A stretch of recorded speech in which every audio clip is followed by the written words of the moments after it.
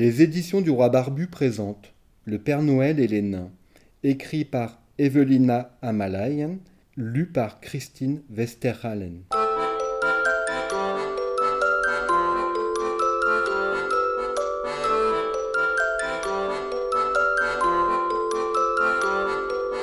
Oyez, oyez, braves gens, gentes dames, messires, damoiselles et damoiseaux. Le prince Jean de Flermont, dernier fils du bon roi Louis du royaume des Vertes Terres, dans un jour où l'état d'Agardise l'avait quitté, s'en était allé à la chasse. L'accompagnaient ses écuyers, sa baronnie, heureux de chevaucher auprès de lui. La chasse à l'autour s'annonçait superbe. Toute la journée, les oiseaux chasseurs volaient dans les airs, attrapaient les lièvres, les hermines, les écureuils, les belettes, les pigeons, les grives, les fauvettes, et les apportaient à leur maître. « Voilà de quoi faire un bon pâté », annonçait l'un des jeunes suiveurs, un lièvre dodu à la main. Cette évocation de faire généreuse ripaille leur mettait l'eau à la bouche, surtout en cette période de fête. L'allure vive et rapide des chevaux rosissait leurs joues. Les chevelures volaient au vent.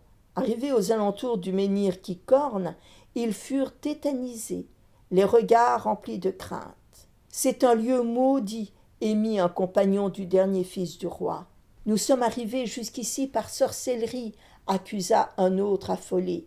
« Dépêchons-nous de quitter ce lieu », ordonna le prince. Un silence pesant perçait la forêt. La végétation grimpait le long des jambes des destriers. Les chevaux prisonniers ne pouvaient plus bouger. Sur le sol, grouillaient des racines et les feuilles qui se soulevaient respiraient. Le menhir des temps anciens brillait d'un éclat lumineux, et dans le ciel où la nuit avait surgi, le soleil s'était éteint, la lune s'allumait, et les étoiles coursaient le temps dont le sablier se vidait vitement. « Morte couille, je ne suis pas un couard !» implora le prince dont le murmure de la voix s'éteignait au fur et à mesure que la végétation sur le sol, tel un désert de sable mouvant, retenait les chevaux prisonniers. « Que je trépasse si je faiblis, mais qui que tu sois, je te bouterai et te pourfendrai. » Il porta la main à son épée, prêt à en découdre.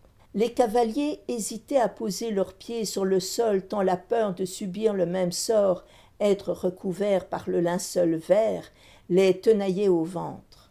Les arbres s'étiraient, et au-dessus, des pierres droites et anciennes, si vieilles que la mémoire des poètes n'en a pas souvenir, formait un arc de verdure. Levant les yeux vers la voûte céleste, les chevaliers découvrirent la cavalcade des étoiles. Les constellations de l'hémisphère sud se trouvaient dans l'hémisphère nord. Ainsi galopaient les reines qui tiraient un traîneau. C'était la première fois que les hommes du temps passé voyaient un tel équipage. Dans sa course, un vieillard habillé de rouge jetait des regards inquisiteurs sur les cavaliers. « Écoutez-moi, hommes, n'ayez crainte, ouvrez grand vos yeux, vous ne regretterez pas le spectacle auquel aucun humain n'a jamais pu assister. » Il évolua d'un bout à l'autre du ciel étoilé et vérifia qu'aucun autre humain ne ratât ces circonvolutions.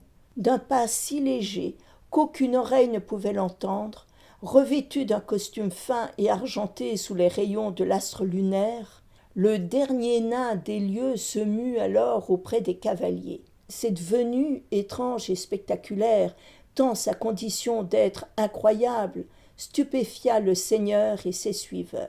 Le petit être magique tenait à la main une corne d'abondance. Ses yeux noirs scrutaient les cavaliers. Un sifflement aigu, issu de ses dents nacrées, signala son agacement aux étrangers. Il augura. « Ne me cherchez noise, la poire d'angoisse n'est pas pour moi. Vous avez tué tous ceux de mon espèce. Je suis le dernier.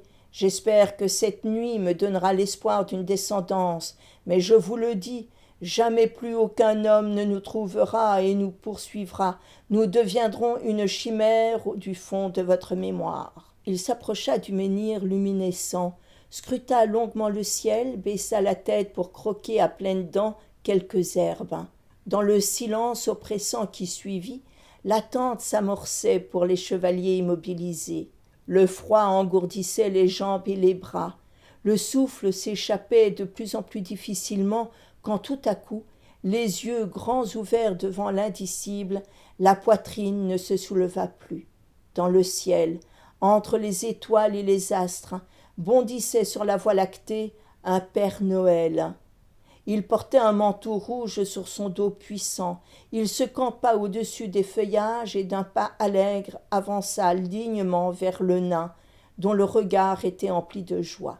Devant lui, le petit homme courba les 2 jambes de devant, baissa l'encolure et murmura « Enfin, votre venue était annoncée, cela fait si longtemps.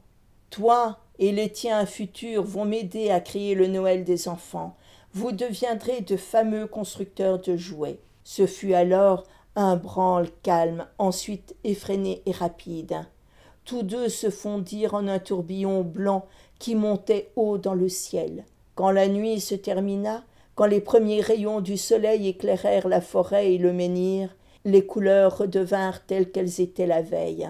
Les jambes des chevaux se libérèrent de l'emprise des racines et des herbes. « Nous nous sommes trop éloignés, il nous faut retrouver notre chemin, car nous avons trop tardé à rentrer.